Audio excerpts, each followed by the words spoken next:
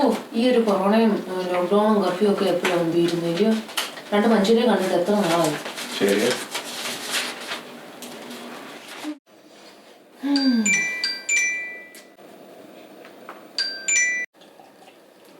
Hello, എന്തുകൊണ്ട് വിശേഷം? സുഖമായിട്ടൊക്കെ ഇരിക്കുന്നോ ഈ ഒരു സിറ്റുവേഷനിലൊക്കെ? ആ, ശരിക്കും കേട്ടോ, നമ്മൾ എത്ര നാളായി കണ്ടിട്ടല്ലേ? ആണോ, നിങ്ങൾ ഇങ്ങോട്ട് പോരുന്നുണ്ടോ? ചുമ്മാ പറയരുത്. ആ, എങ്കിൽ പിന്നെ പോര്. ആ, എന്നാ ശരി, വരുമ്പോ കാണാട്ടാ. ഓക്കെ. അതെ, ദേ പാറും ഫാമിലി ഇങ്ങോട്ട് വരുന്നുണ്ടെന്ന് കേട്ടോ. ആഹാ, അത് ശരി. അവരിപ്പോ വരുമെന്നാ പറഞ്ഞേ? അവരിവിടെ അടുത്ത് ഷോപ്പിങ്ങിന് വന്നേന്നാ പറഞ്ഞേ. ഒരു 10-15 മിനിറ്റ് എടുക്കുമായിരിക്കും. കൊറോണ കാരണം നമ്മളൊന്നും സാധനം അധികം മേടിച്ചു വെച്ചിട്ടില്ല. അവര് വരുമ്പോ ഇനി എന്നാ കൊടുക്കും? നമ്മുടെ വീട്ടിൽ എപ്പോഴും ഇരിക്കുന്ന ഒരു സാധനം വളരെ കുറച്ച് സമയം കൊണ്ട് നമുക്ക് പ്രിപ്പയർ ചെയ്യാൻ പറ്റും. അങ്ങനെ ഒരു അടിപൊളി സാധനം എന്റെ മൈൻഡിലുണ്ട്. അത് നമുക്ക് പ്രിപ്പയർ ചെയ്യാം. ഇതൊക്കെ നടക്കൂടി? പിന്നെന്ത്, ശരിയാക്കി തരാം.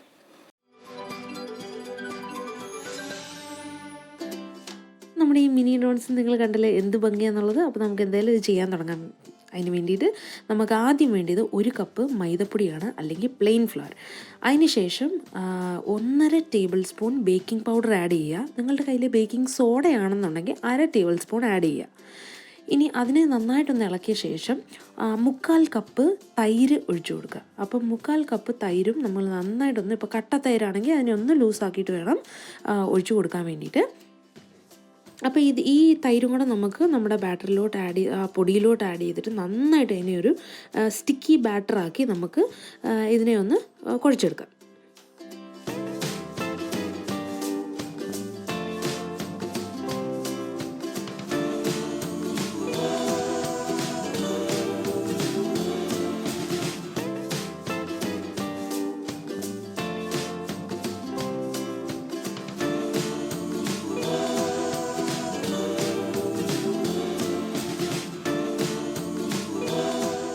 നമ്മുടെ ബാറ്ററി റെഡി ആയിട്ടുണ്ട്.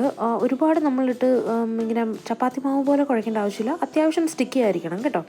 പിന്നെ അതിനെ ക്ലിങ് ഫിലിം വെച്ചിട്ട് ഞാനൊന്ന് അടച്ചു വെക്കുകയാണ്. കാരണം എൻ്റെ കയ്യിൽ സെൽഫ് റൈസിങ് ഫ്ലോർ അല്ല ഉള്ളത്. ഞാൻ മൈദപ്പൊടി അല്ലെങ്കിൽ പ്ലെയിൻ ഫ്ലവറിലോട്ട് ബേക്കിംഗ് പൗഡർ വെക്കുകയാണ് ചെയ്തത്. അപ്പോൾ എനിക്കത് കുറച്ച് സമയം ഒന്ന് ആക്ട് ചെയ്യാൻ വേണ്ടിയിട്ട് വെക്കണം ബേക്കിംഗ് പൗഡർ.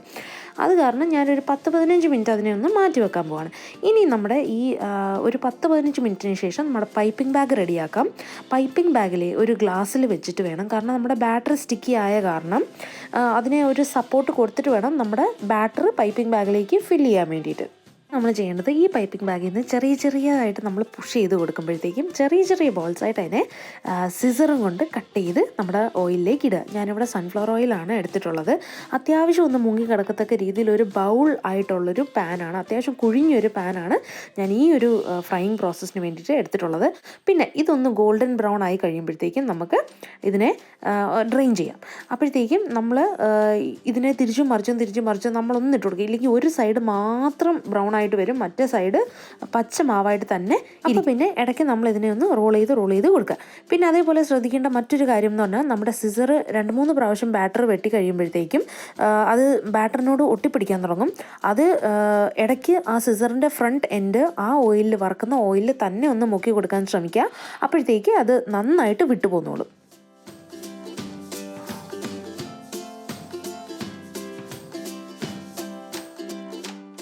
ഇപ്പം നമ്മുടെ ബാറ്ററി ഫുള്ള് നമ്മൾ ഇതുപോലെ ചെറിയ ബോൾസാക്കി നമ്മൾ ഫ്രൈ ചെയ്തെടുത്തിട്ടുണ്ട്. ഇനി നമ്മളിതിനെ കോട്ട് ചെയ്യാൻ പോകണം. ആദ്യം തന്നെ ഗ്ലേസ്ഡ് കോട്ടിംഗ് നമ്മൾ കൊടുക്കാൻ പോകുന്നത്. അതിന് വേണ്ടിയിട്ട് ഞാനിവിടെ 2 ടേബിൾ സ്പൂൺ ബട്ടർ, അതേപോലെ തന്നെ 3 ടേബിൾ സ്പൂൺ പഞ്ചസാര പൗഡേർഡ് ഷുഗറും 1 ടേബിൾ സ്പൂൺ പാലുമാണ് ഞാൻ ആഡ് ചെയ്ത് കൊടുത്തിട്ടുള്ളത്.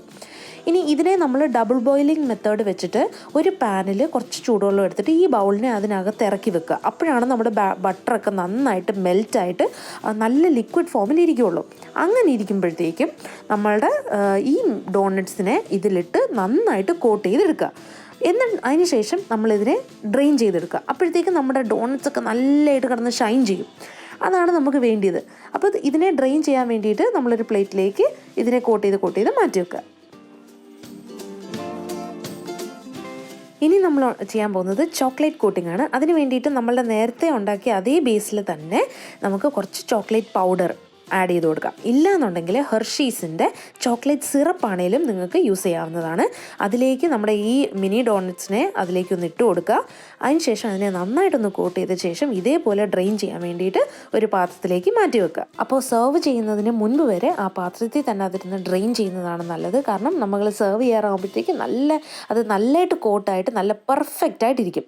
ഇനി നമ്മൾ ചെയ്യാൻ പോകുന്നത് ഷുഗർ ഡോണറ്റ്സ് ആണ്. ഇതാണ് ഏറ്റവും സിമ്പിളായിട്ടുള്ള മെത്തേഡ്. ഇത് പൗഡേർഡ് ഷുഗറാണ്. ഞാനിതിൽ 3 ടേബിൾ സ്പൂൺ പൗഡേർഡ് ഷുഗർ എടുത്തിട്ടുണ്ട്. ഇതിലേക്ക് നമ്മുടെ മിനി ഡോണറ്റ്സിനെ ഇട്ട് നന്നായിട്ടൊന്ന് കോട്ട് ചെയ്തെടുക്കുക. അപ്പോൾ നമ്മുടെ ഷുഗർ കോട്ടഡ് മിനി ഡോണറ്റ്സും റെഡിയായി. എല്ലാവരും കണ്ടല്ലോ.